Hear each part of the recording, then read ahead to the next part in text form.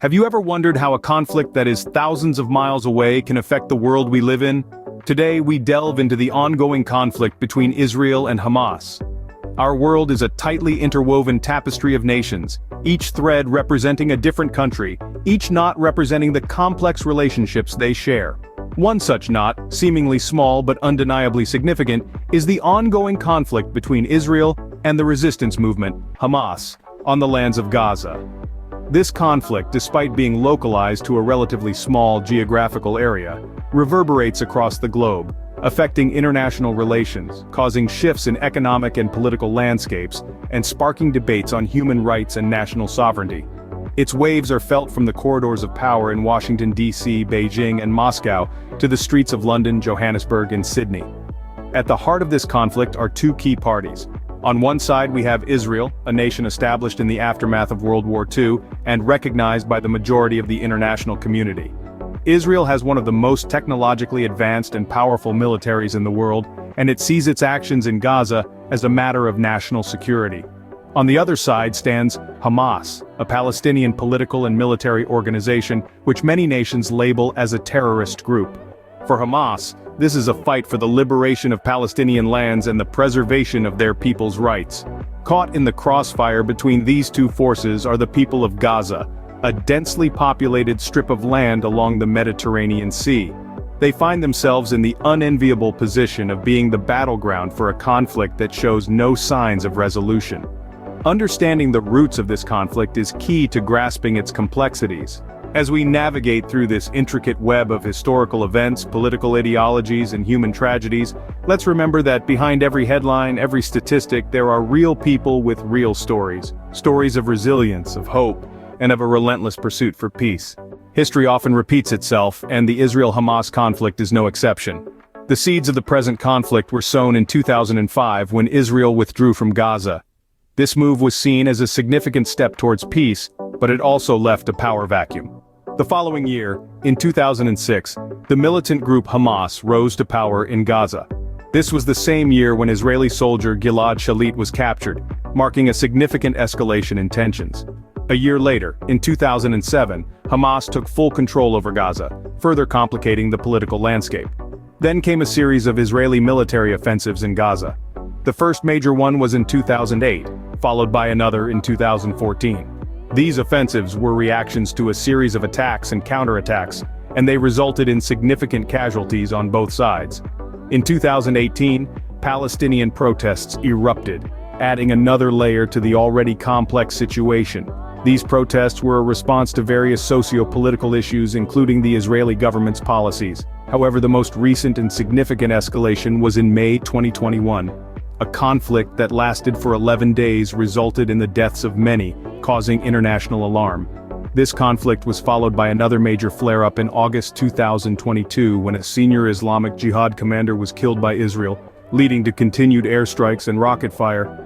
Throughout this timeline, tensions have also been fueled by issues surrounding the Al-Aqsa Mosque compound, a site sacred to both Jews and Muslims. Disputes over this site have often led to violence and have been a significant factor in the rise of tensions. These events have shaped and continue to shape the conflict we see today. Each event, each flare-up, and each peace initiative is a piece of the puzzle, helping us understand the complexities of the Israel-Hamas conflict. Jerusalem, a city sacred to three religions, lies at the heart of the Israel-Palestinian conflict. This ancient city, steeped in history and faith, is a focal point of contention between Israelis and Palestinians, each claiming it as their capital. Let's delve deeper into the significance of Jerusalem. For Jews, the city is home to the Western Wall, the last remnant of the Second Temple, and the holiest site where Jews are permitted to pray. Christians revere Jerusalem for its association with Jesus Christ, who was crucified and resurrected here. Muslims consider it the third holiest city after Mecca and Medina, with the Al-Aqsa Mosque compound, also known as the Haram al-Sharif, located within its old city walls. Events taking place in Jerusalem often become flashpoints in the wider conflict. One such event is the annual Flag March conducted by Israeli nationalists. This march celebrates the capture of the Old City during the Six-Day War in 1967, and it passes through the Muslim quarter. Palestinians view this march as a provocation, an assertion of Israeli dominance in an area they also claim. Adding fuel to the fire are the tensions surrounding the Al-Aqsa Mosque compound. This site, revered by Muslims, has been a recurring hotspot in the conflict. Clashes between Palestinians and Israeli police, particularly during the holy month of Ramadan, have led to escalations in violence. The compound has also been a point of contention when Jewish visitors who are restricted from praying at the site enter the compound, further stoking tensions. The dynamics in Jerusalem are not just about the city itself. They echo the broader discord between Israel and Palestine, a discord rooted in questions of sovereignty, identity, and rights. These dynamics further complicate peace efforts and continue to inflame the conflict. The heart of the conflict, Jerusalem, ironically means "city of peace" in several ancient Semitic languages. Yet its history and present are marked by discord and strife. Jerusalem, a city of peace, continues to be a city of conflict. Every conflict has a cost, and the price of the Israel-Hamas conflict has been high. Let's delve into the human cost first. The loss of human life is the most tragic and irreversible consequence of any war. Children, women, men, the old and the young, none are spared from the horrors of conflict. Each life lost is a story cut short, a family left grieving, a community scarred forever. The death toll in Gaza has reached around 30 in just one flare-up, with the numbers rising with each escalation. Beyond the tragic loss of life, there's also the psychological trauma inflicted on those who survive. Imagine the terror of children huddled in shelters as rockets explode overhead, or the despair of families forced to abandon their homes. These wounds run deep, and the scars they leave behind can last a lifetime. Next, let's consider the impact on infrastructure. The damage caused by airstrikes and rocket fire is significant and far-reaching. Homes are destroyed, leaving families without shelter.